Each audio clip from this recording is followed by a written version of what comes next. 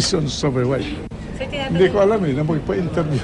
Kung si Senador Juan Ponce Enrile ang tatanungin, mga hinala lamang ng kanyang asawang si Cristina Ponce Enrile ang mga sinabi nito ukol sa kanya umanong pambababae sa eksklusibong panayam ni Maring Winnie Monsod. Hindi na nagbigay ng dagdag pang pahayag ukol dito ang senador.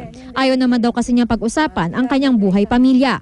Sa panayam kay Mrs. Enrile, sinabi niyang muntik nang mauwi sa diborsyo ang kanilang pagsasama ng senador. This so-called affair between him and Gigi, they say that it was that affair which caused you to leave for the States. Yes. Is that true? Yes.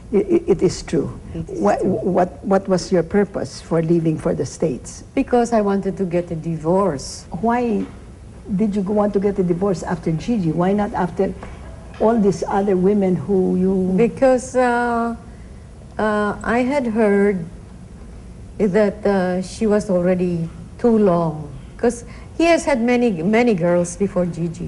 Oh, many girls. But they don't last too long. And with Gigi, it lasted long.